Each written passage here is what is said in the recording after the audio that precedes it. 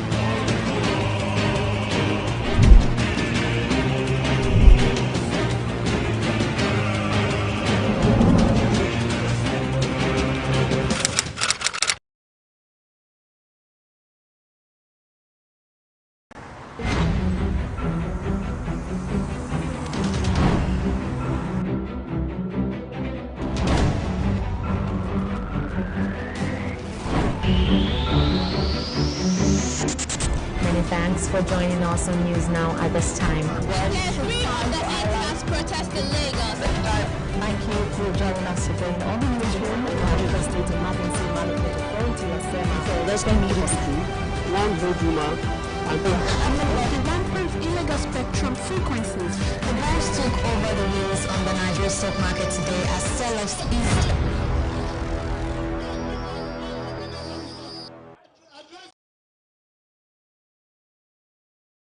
Whether you call it democracy or election result different from the real one, or transmission, transfusion, transition different from transparency. You are not far from the truth, but I hope the government will truly be a town hall different from Bala Blue. In 2007, late President Yaradua, in his inaugural speech, admitted that the election that brought him to office was far from being perfect, and subsequently set up the retired Justice Uwe's Committee on Electoral Reform. Whatever happened to the robust recommendation of that report that the appointment of INEC chairman, national commissioners, and resident electoral commissioners shouldn't be the sole prerogative of the president? Today, nobody is bothered again, and yet we expected an election different from Bala Blue. Anyway, that's our topic for another day. Even though, also, like the 2007 election, I'm aware that just like Professor Maurice Iwu's promises of conducting credible election, Professor Mahmoud Yakub's promises along the same line fell even lower than the expectations of Nigeria. However, because of the constitutional presumption of regularity in favor of INEC result as declared, I therefore congratulate everyone that has received a certificate of return, including Mr. President-elect Bola Ahmed Tinubu, while hailing the courage and resilience of those that have proceeded to the tribunal. I say at the end of the day, may Nigeria win. I've seen videos of the president-elect visiting captains of industries, former military leaders, and some traditional rulers, either with the certificate or without. But I want to urge him also to extend this visit to both Christians and Muslim clerics in the South because of the fears entertained in some quarters over his Muslim ticket. Because we certainly cannot shy away from the fact that our country has been so fractured along religious, tribal, and language fault lines, which also is patently reflected in not only our national life, but showed massively in the voting pattern and the complaint thereafter. Let him not be like Buhari, who promised to belong to everybody and nobody, but ended up allegedly belonging to nobody but a few certain cabals. Anyway, no be me talk. While Tinubu is on his visits, I hope he has selected his team. He should immediately set out his economic team to ensure timely realization of his blueprint and realizable action plans and programs with actualization dates and timeline to enable us follow up and also determine KPI as he has promised to hit the ground running. Make it not be like Buhari when he hit the ground and started running away from the ground. Well, since Buhari is hardly aware of anything, I also hope he should be aware that there's massive suffering in the land, occasioned by his party's failure to fulfill their promises to the people. Even though his party, no agree say they failed. But at least now, the intentional decapitalization policy of Emefiele's CBN has for once united both the politicians and the people as complainants. Everybody complain, no money. Even as the Naira is falling headlong and the country has become so unsafe to live. So he should put aside politics and strive to truly protect and provide for both those that gave him 95% vote and those that gave him 7% vote, if you know what I mean. He need not be told that the country needs to diversify its economy away from oil now more than ever before and truly ensure that NNPC is in words and in deed a profit-making ventures like the Saudi Arabia Aramco oil companies that just posted a profit of $161 billion in 2012. 2012, I mean to say. Also, with the prevailing economic hardship and the feeding bottle system of government we run, where states run to Abuja to share money every month, the reformation of the concurrent and exclusive legislative list and enhanced general welfare of the people deserve his urgent attention now more than ever before. We also cannot overflog the fact that his government need to create massive employment for our teeming youthful population and find way to not only export cassava, agbado, grains, and other agricultural produce, but also provide electricity that will enhance processing of these goods, boost food availability, industrial job creation, and improve manufacturing. Lastly, his government needs to ensure a statutory declaration that will ensure gender equality and participation in government, improve the security of lives and properties, and foster a truly renewed hope different from Balablo.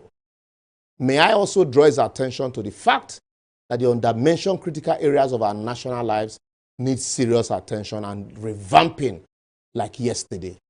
The Land Use Act, elevation of the value and dignity of the lives of every Nigerian above its current parlor state, fiscal federalism, state policing for a subsidy, our population census, local government, legislative and judicial autonomy, separation of religion from the state, issues of terrorism, kidnapping, open grazing and banditry. You name it. Don't just tell me the list is too much. Add your own as the team. Plenty. After all, he begged for the job. I will therefore advocate that until the incoming government builds bridges to unite, diversify the economy, and rekindle true hope in the people, and the people also putting their government on their toes to deliver on their campaign promises, soon we will not only be talking about a town hall different from Balablu, but our country will not be different from a Balablu. However, irrespective of our misgiving, we must collectively push, pressure, and work to make Nigerians succeed. Anyway, make I stop here for now until next week. But don't forget to follow us on all our social media platforms showing on your screen and let us know if you agree or disagree with us. But in all, let's always be decorous. Lastly, I leave you with this. Never be afraid of your government. Instead, let the government be afraid of you. See you next week.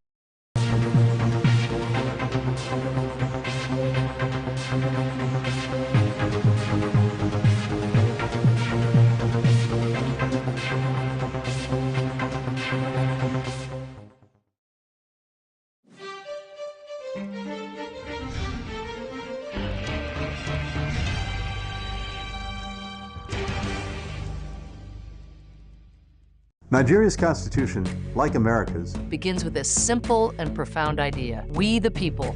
And during this election, you, the people of Nigeria, have a chance to make your voices heard, to choose your future. The United States does not support any individual candidate for office. But we strongly support a peaceful election that reflects the will of the people of Nigeria. because free and fair elections in Nigeria help create a freer and fairer world for everyone. Your vote matters. This election matters, not only to Nigerians, but to the rest of the world. We're invested in your success. Our shared democratic futures depend on it. Go to inecnigeria.org to prepare to vote, because your voice matters. The Nigerian people have a friend and partner in the United States of America.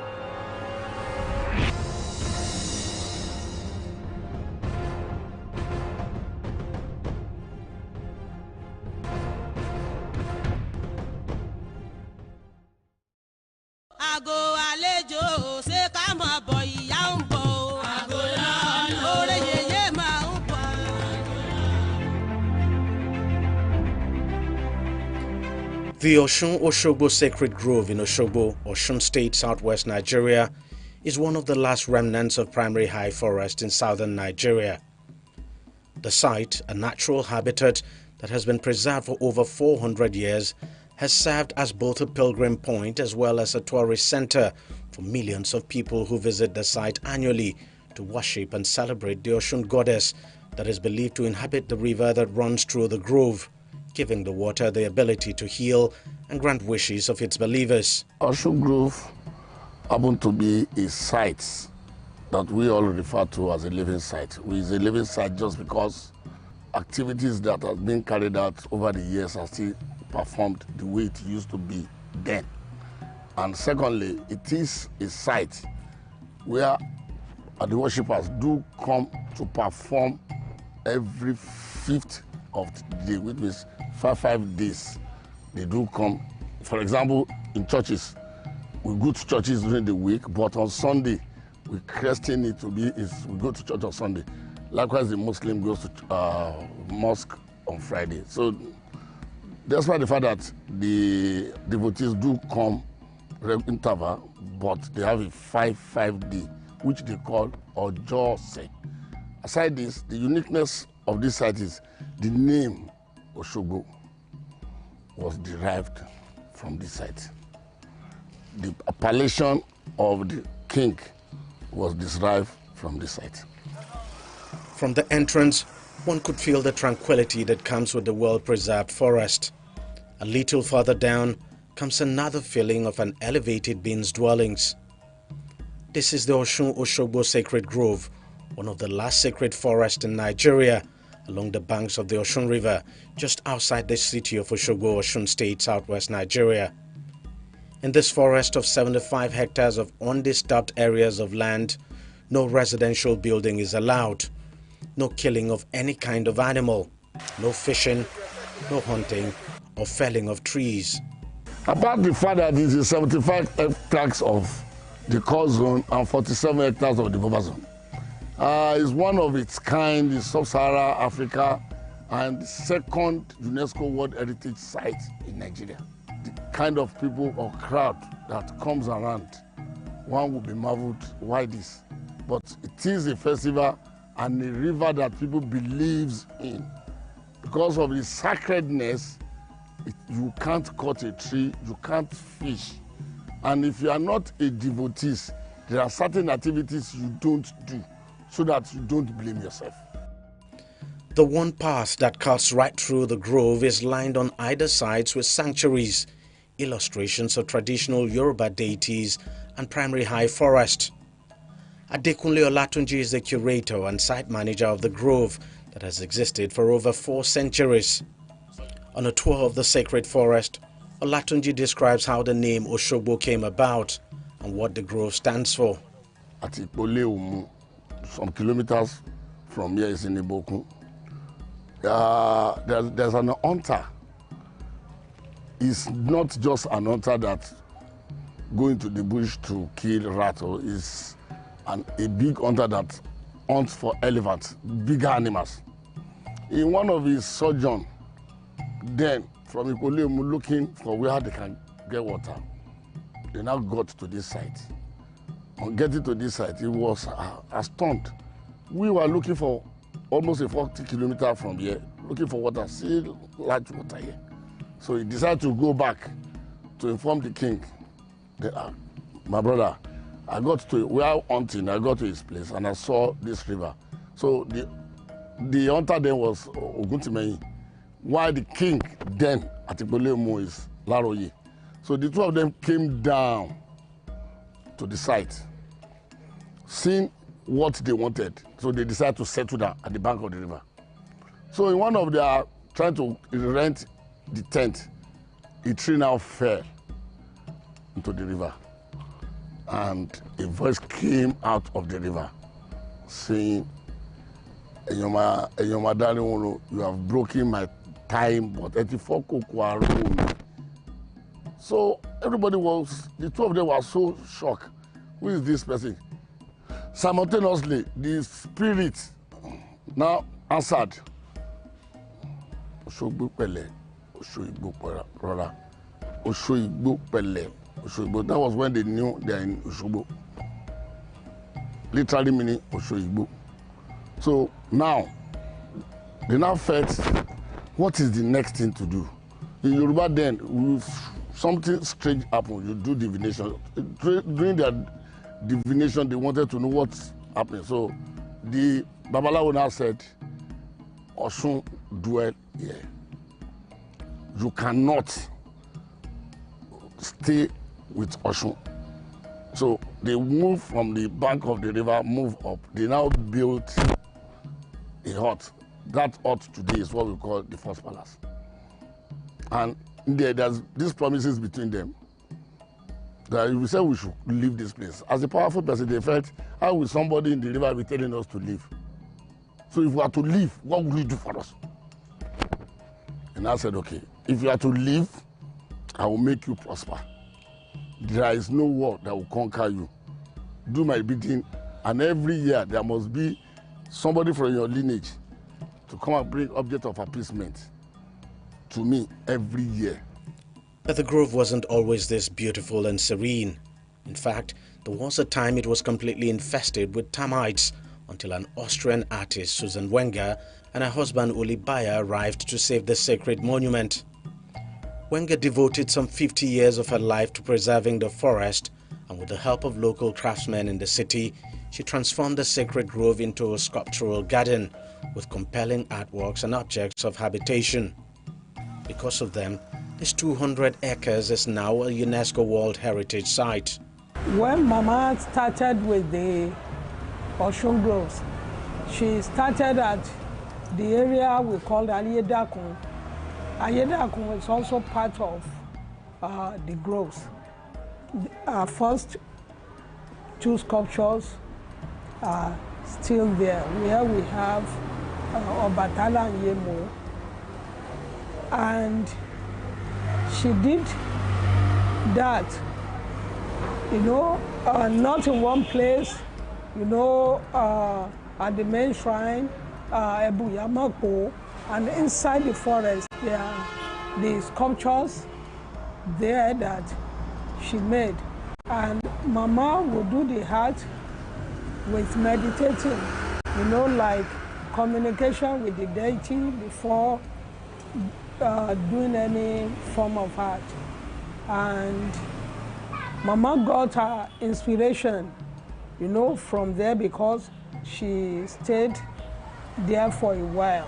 She was invited to come and see or assist us in treating this termite attack. In doing that, she now fell in love with the culture. So she's so powerful and mystic that if she sleeps, revelations of what she is expected to do for this place will come to her. Then she now felt, for somebody of her status, there's a need for her to have people to work with. Then she now got in touch with the Oba. Then there and then some interstate indigenous that were into art then were introduced to her. So that was why they formed what we call a new sacred art movement. With this new sacred art movement, from instruction from her, that's why we have all these structures. Shaded by a canopy of trees with a flight of stone leading downwards, the inner grove lies within a natural depression, marking the exact spot where the first palace of the founder of Osogbo was located. The ancient palace with its ornate pillars and elegant designs has remained in its original state for decades, and its sacredness upheld for as long as it stands. A short walk away from the palace will take you to the Osun River, which on a normal day looks just like any other river except for the utter stillness that pervades the atmosphere around it and the occasional calving in the midst of its waters. Otherwise called the Herbs of Osun, because according to its devotees, this calm flowing river transcends ordinary water. Everything about the Osun Grove revolves around this river. It's like the life of this place. You take it away, the entire place becomes lifeless. This is where the history of the grove actually started from. And every year, thousands of devotees of the Osun goddess converge by the bank of this river, where they pray, believing that all of their problems will be solved by the goddess. If it is just a mere river, why the crowd? If it is just a mere river, why are people taking this water? I'm using this water in context because here we don't have river, we don't have water. Please, we don't have water. Once you are here, you want agbo, herbs. People that needed one thing or the other comes here to seek for assistance from Osun goddess. Believing, as I said, it's your faith. Believing he or she will do it for them. Whatever is being taken here is herbs, is agbo. If you take it with your faith, be you me, you will be healed. It has been proven beyond reasonable doubt. While the grove is the site of Osun's most sacred shrine, many Yoruba deities are also depicted here with sculptures that are centuries old and shrines where their devotees worship. Despite the sanctity attached to it, managing the grove is not without its own challenges. There's no lumber that will come into this site that will not pray will sleep off 72 hours. So that before we wake up, we would have cut down all the trees. We do have butchers, and despite the native laws that we do use to operate, because here you are not supposed to hunt. If you are caught, you'll be taken to the enforcement agency through the authority of Osogbo. And because of developmental pressure, as the town grows, you are bound to see people wanting to build closer to the site, thereby giving you problem. You have the challenge, but God is helping us through that native law. That native law, don't cut, don't fish. And aside that, the native law, I will tell you authoritatively, because if all of us goes home, we have night security if they are here. If you eventually decide that you want to catch any fish, you will cook it from now till that kingdom come, it will not done. So you will definitely put yourself into trouble. Once sparkling and clear and home to a variety of fish, today the sacred river is murky and brown. It is now under constant threat from pollution from waste disposal and other human activities. Another fascinating thing about the grove is the standalone suspended bridge right at the heart of the forest and just above the Osun River, built some 87 years ago. The bridge has no pillar holding it because they say the Osun goddess forbids it. One of the unique things to see at the Grove is this suspension bridge. We understand it was built in 1935, commissioned in 1936, and the reason why the bridge was constructed was to enable people around here move goods now, especially palm products, from one end of the bridge to the other. And up till this day, the bridge is standing. It's one bridge a lot of tourists who come to this area love to see. Despite the gradual fading away of celebrated African culture and tradition, the Osun-Osogbo Sacred Grove is one cultural phenomenon that has not only stood the test of time, but also become a reference point for people from this part of the world.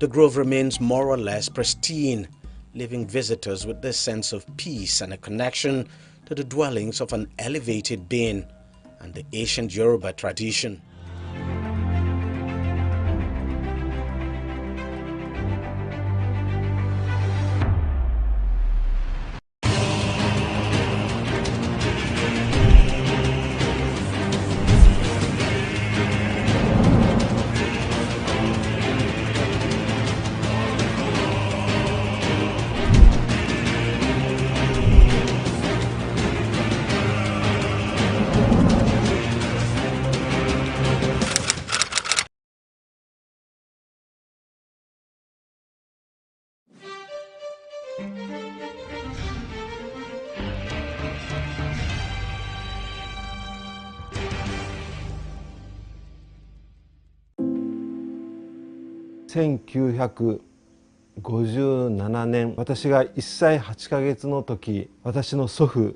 尾形福松が突然原因不明の病気を発症し、日に日に病状が悪化し、痙攣やよだれの垂れ流し、歩行困難、言語障害、そういった症状が繰り返されて2ヶ月過ぎた当時の水俣市立病院の隔離病棟、伝染病棟にて狂ってあの世へ旅立ったというふうに聞かされています。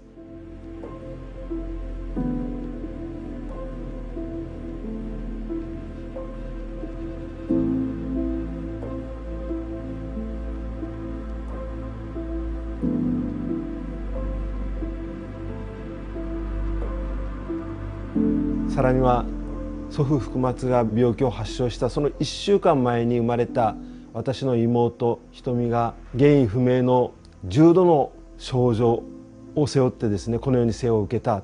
そのことをきっかけに当時暮らしていた尾形家の家族が次々と体調の不調を訴え、水俣病という認定を受けた親族は20名です。そして胎児性水俣病患者が3名います。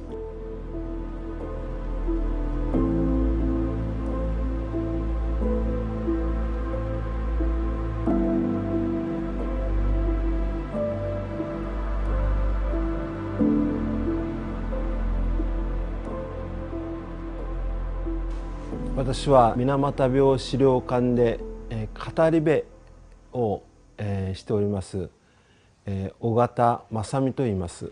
本業としてはですね、尾形建具店という木工商です。仕事をしながら語り部活動を行っております。大人になってから気づいたんですけども、ものすごく、手足の感覚が通常の人に比べたらですね、低下していることが明らかになりました。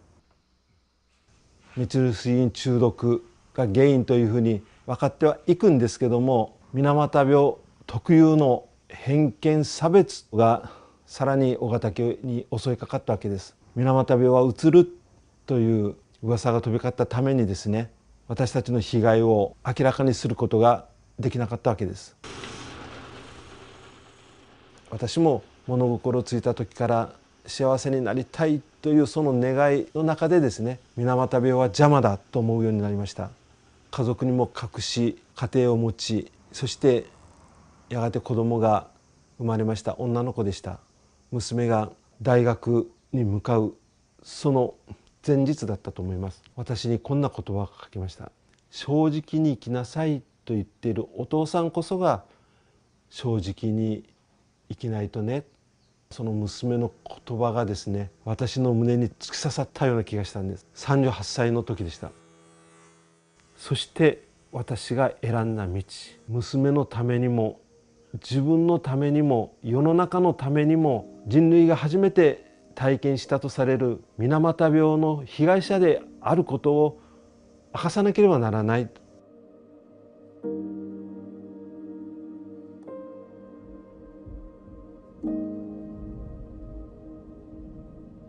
認定を受けてからこれから私はどう生きるのかということをさらに自分に問いかけた時に語り部になって世界中の人たちにまず伝えること、その中で2013年はですね、水俣から世界に水銀に関する条約、水俣条約を発信することができました。開会式でですね、スピーチを行ったわけです。水俣病を悲惨な出来事で決して終わらせないでほしい。水俣病を世界が教訓として役立ててほしいということを強く訴えました。世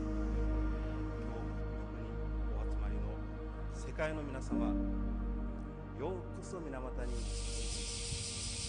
水俣湾郊外水俣病、ここは爆心地です。で、本来ここは海だったんです。広大な埋め立て地をさまざまな形で活用して新しい水俣をですね、少しずつ取り戻しつつある。ここは未生の森といいます。偏見差別を一日でも早くなくし、本来の水俣を取り戻そうという願いの中でですね、取り組まれたこの未生の森、その森がですね、こんなに大きく成長しているわけです。私は許可をいただいて枝を切り、そしてその枝からですね、新しく生まれる生命、祈りのこけしというのを今まで4000体以上掘って渡してきたんです。水俣病の被害に遭ったものができることを世界の人たちに伝えることによって、世界が勇気と希望を持ってくれるんじゃないかな。水俣病は決して終わったわけではない。これからそういう意味でも水俣は世界に発信していく拠点になるんじゃないかな。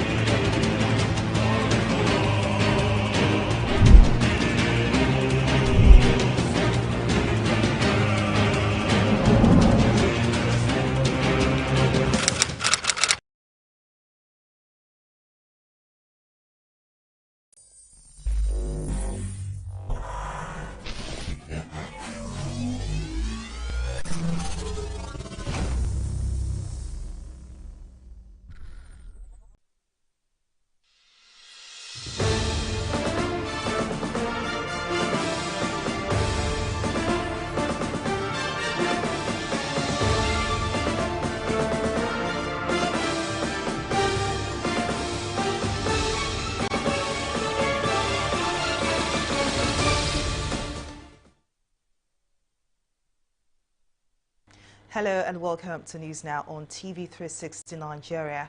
I am Folashade Ogurinde. The multinational Joint Task Force MNJTF says its troops of Sectors 3 and 4 have apprehended more than 900 suspected family members and collaborators of Boko Haram, ISWAP insurgents. This was contained in a statement on Wednesday by MNJTF Chief Military Public Information Officer in N'Djamena, Chad, Lieutenant Colonel Kamaruddin Adegoke. Adegoke said that the infighting by the Boko Haram and ISWAP terrorist groups, as well as effects of MNJTF and other national operations, bombardment, especially effects of the airstrikes, had triggered their movement.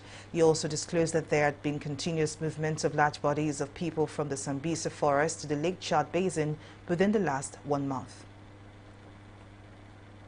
While still on security, Nigeria has been ranked 8th in the 2023 Global Terrorism Index, GTI. The ranking comes as progress after the country moved 2 places away from the 6th position it occupied in the 2022 rankings. The GTI report, which is produced by the Institute for Economics and Peace, IEP, said though sub-Saharan Africa recorded the largest increase in terrorism deaths, the impact of terrorism continues to decline in Nigeria. It's put the number of deaths that happened as a result of terrorism in Nigeria in 2022 at 385, a fall of 23% from the previous year, which was 497. The federal government has shifted the population and housing census earlier scheduled for March 29th to a later date in May. Lai Mohammed, Minister of Information and Culture, announced the development on Wednesday at the end of the Federal Executive Council meeting presided over by President Muhammadu Buhari in Abuja. Mohammed told State House correspondents that the decision was necessitated by the rescheduling of the gubernatorial election in March 18. He also said that the council approved a sum of 2.8 billion naira for the National Population Commission (NPC) to procure software to be used for the conduct of the census. As part of efforts to increase Nigeria's real GDP growth by 7%, the Federal Executive Council has approved the Nigeria Agenda 2050. The agenda aims to create 165 million new jobs and reduce the number of people living in poverty to 2.1 million by 2050. This is coming about 29 months after President Muhammadu Buhari inaugurated the National Steering Committee for the preparation of the Medium-Term National Development Plan 2021 to 2025 and Nigeria Agenda 2050. The overall goal is to take Nigeria through to an upper middle income country and subsequently to the status of a high income country by 2050. The 2050 agenda highlights the roadmap for accelerated, sustained, and broad-based growth, and also provides broad frameworks and approaches for reducing unemployment, poverty, inequality, and human deprivation. More specific strategies or programs, interventions, and the important task of implementation will be articulated through 6-number 5-year medium-term plan. Like I said earlier, 2021 to 2025, 2026 to 2030, 2031 to 2035, 2036 to 2040, 2041 to 2045, and 2046 to 2050. The broad objectives are the following: to create a stable and predictable macroeconomic environment by adopting policies that are consistent with raising domestic savings and investment. 2, to establish a solid foundation for a concentric, diversified, private sector-led economy, a more resilient business environment that creates and supports opportunities for Nigerians to realize their potentials. 3, to invest in critical fiscal, financial, digital, and innovation infrastructure. 4, to build a solid framework and heighten capacities to strengthen security and ensure good governance. 5 is to enable a vibrant, educated, and healthy population. 6, effectively address demographic issues. And 7, but certainly not the least, to make Nigeria become an economic hub in Africa and effectively play a leading role in various regional agreements, such as the AU Agenda 2063, the African Continental Free Trade Agreement, and then the ECOWAS Trade Liberalization Scheme. Now to politics, the Omoluabi Coalition Group and the Yoruba Council Worldwide has called for the removal of the Labour Party gubernatorial candidate of Lagos State, Gbadebo Roads Vival, for inciting fear among citizens in the state. Speaking at the conference, which was held in Lagos on Wednesday, the Director General Omoluabi Coalition Group, Sunji Balogun, has condemned the activities of the Labour Party governorship candidate, saying the desperation of the candidate is going higher by terrorizing, threatening and inciting fear on citizens in Lagos. He, however, charged Lagosians to disregard any fear mounted deliberately by the Labour Party candidate to stir up violence. We are not unaware of Mr. Gbadebo's treasures and deceitful narratives deliberately calculated at causing ethnic tensions and beating drums of war, aiming at ensuring destabilizing the 18th March 2023 gubernatorial and Lagos State Assembly election in Lagos State. We hereby use this medium to sound as a note of caution that in as much as we are pleased to accommodate and working with all ethnic groups, particularly the Igbo extractions, most of whom we share common religious, social, and marital affinities. We reiterate that no one should be used as a political channel to override and abuse the Yoruba uncommon hospitable magnanimity and take our unreserved love for good neighborliness and respect for granted. That there is no need for PDP to feature any candidates. And I'm putting it to all PDP members across Lagos State that I, Oladoto Azan, from today henceforth, I will be joining Mr. Babajide Olushola Sanwo-Olu in steering the ship of progress under the All Progressive Congress. We're here to actually endorse the governor of Lagos State, Governor Babajide Sanwo-Olu, and his deputy, Hamzat. So, and the only way we can do that is, for all of us to come out in mass on the 18th of March and make sure we vote wisely, we vote the right candidates. Center for Anti-Corruption and Open Leadership, CACOL, and the Civil Society Legislative Advocacy Center, CISLAC, have reiterated the need for politicians to create an inclusive atmosphere during the forthcoming gubernatorial election.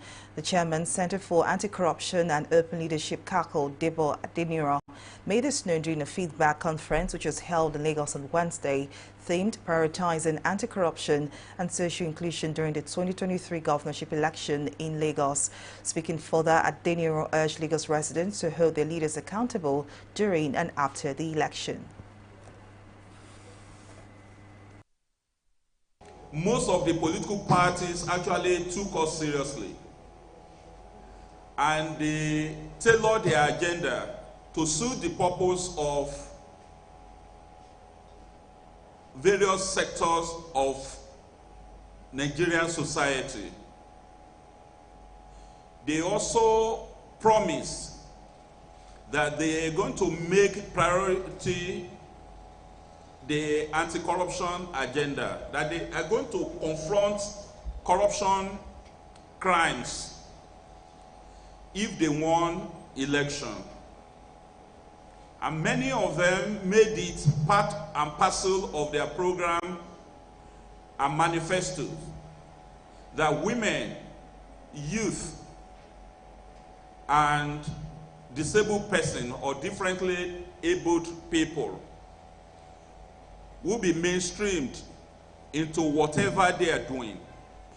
We have got some of the political parties, especially the major ones, the frontliners.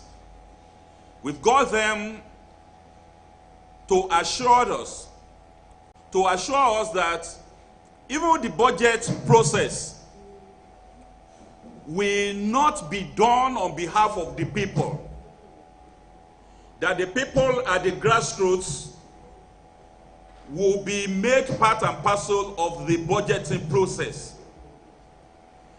They assured us that they are going to carry out needs assessment Government also needs to do more to look into communities where they have untarred roads.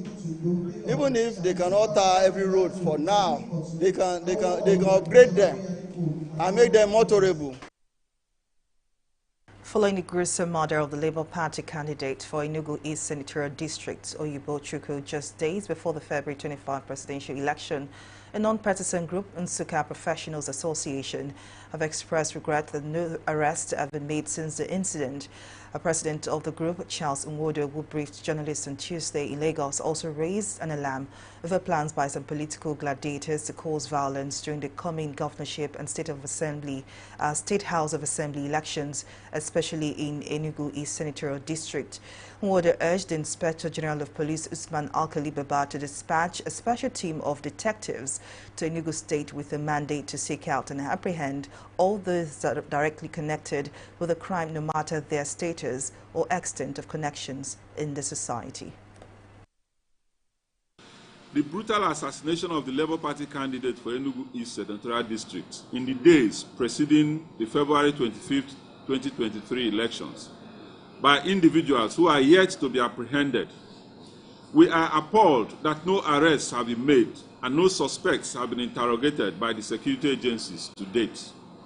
The Inspector General of Police is implored to dispatch a special team of detectives to Enugu State with a mandate to seek out and apprehend all those directly or indirectly connected with this heinous crime, no matter their status or extent of connections in the society.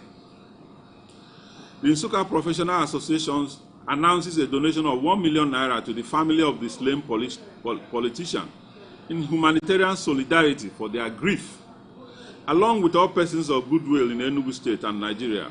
It is our resolve to ensure that this crime is thoroughly investigated and justice served on the guilty in accordance with our laws. B. Reports of violence and electoral malpractices. Credible reports of plans by desperate politicians in Enugu State to compromise key officials of INEC, the Nigeria Police Force, the Nigeria Army, and other security agencies in Enugu State, with a view to frustrate the conduct of free, fair, and credible elections. We are informed that an INEC Enugu State official, Mrs. Ife Naono, has been specifically accused of being the coordinator